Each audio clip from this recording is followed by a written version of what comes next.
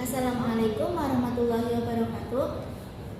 Di sini saya akan membuat video untuk tugas bahasa Indonesia. Nah, apa sih? Di sini itu saya akan menjelaskan tentang hadis. Apa itu hadis dan ada berapa jumlahnya? Hadis itu yaitu hadis yang disandarkan, yaitu sesuatu yang disandarkan kepada Nabi Muhammad Shallallahu Alaihi Wasallam berupa perkataan, perbuatan, serta takrir. Nah, sedangkan hadis itu tersendiri dibagi menjadi dua, yaitu hadis secara kualitas dan kuantitas. Secara kualitas itu tuh dibagi menjadi tiga, yaitu sahih, hasan, dan dhaif. Hadis secara kuantitas dibagi menjadi dua, yaitu mutawatir dan ahad. Nah, apa sih itu hadis sahih? Apa itu hadis hasan? Apa itu hadis dhaif? Hadis hasan yaitu hadis yang diriwayatkan oleh periwayat yang adil dan dhabit, serta tersambungnya sanadnya, serta tidak syad dan tidak pula ilat. Hadis hasan ini termasuk hadis yang makbul atau hadis yang diterima karena sudah memenuhi syarat-syarat yang ditentukan untuk suatu hadis.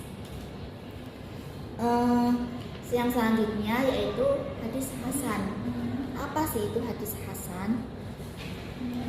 Hadis hasan yaitu hadis yang tersambungnya sanad, tidak syad dan tidak pula ilat, serta perawinya itu adil dan dhabit. Nah, apa sih bedanya tentang hadis sahih dan hadis hasan? Perbedaannya itu ada di dhabitnya. Nah, si dhabitnya sahih itu dia riwayatnya sangat kualitas pemahamannya itu lebih tinggi, lebih kuat daya ingatannya. Sedangkan yang sahih itu juga kuat, cuman di bawahnya sahih. Hadis hasan ini termasuk hadis hasan yang makbul karena hadisnya sudah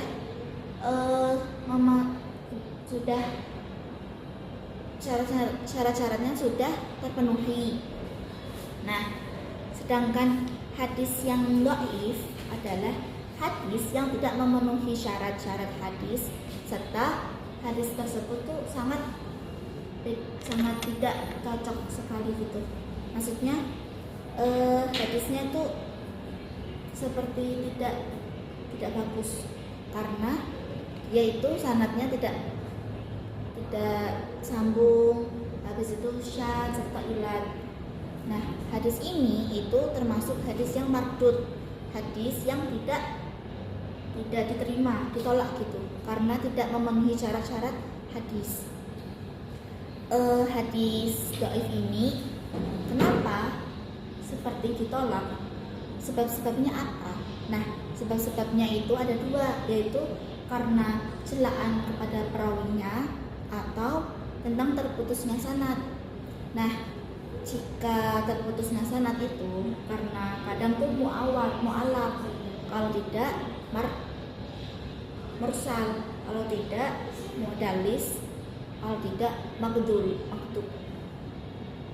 Sedangkan sebab hadisnya itu dhaif karena yang celaan kepada perawi, karena pertama perawi itu berdusta, berarti hadis maudhu. Kalau tidak, perawi yang dianggap seperti dituduh berdusta, nah itu hadis matruk. Sedangkan hadis yang salah penyampaian berarti hadis mu'allal. Sedangkan hadis yang rawinya itu lupa atau salah namanya hadis munkar dan lain sebagainya. Nah, sedangkan yang kuantitas secara mutawatir, kan kuantitas kan dibagi menjadi dua ya, kuantitas yang mutawatir serta yang ahad. Apa sih itu? Nah, hadis secara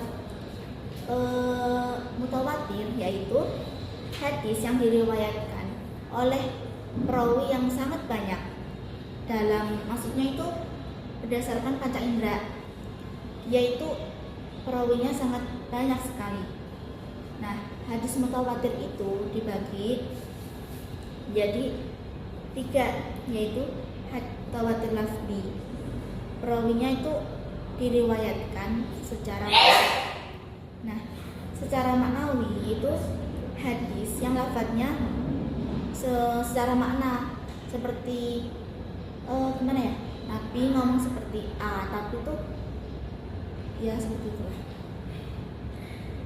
Dan amali, hadis yang menerangkan berita-berita yang menerangkan waktu dan rupa amal yang telah menjadi kesepakatan ijma. Nah, hadis ahad yaitu hadis yang jumlah perawinya tidak di atas mutawatir, maksudnya hadis yang rawinya itu tidak sampai hadis mutawatir.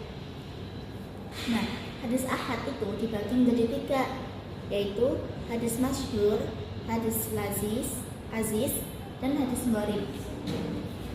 Nah, hadis secara ahad yang masyhur itu tuh perawinya lebih dari perawinya itu 3 atau lebih dari 3, tetapi tidak sampai masyhur, tidak sampai mutawatir.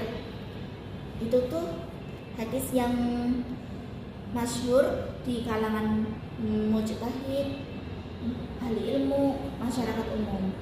Sedangkan hadis aziz yaitu hadis yang periwayatnya itu cuma 2, yang diriwayatkan oleh 2 orang, walaupun dia itu dalam satu tobakoh saja.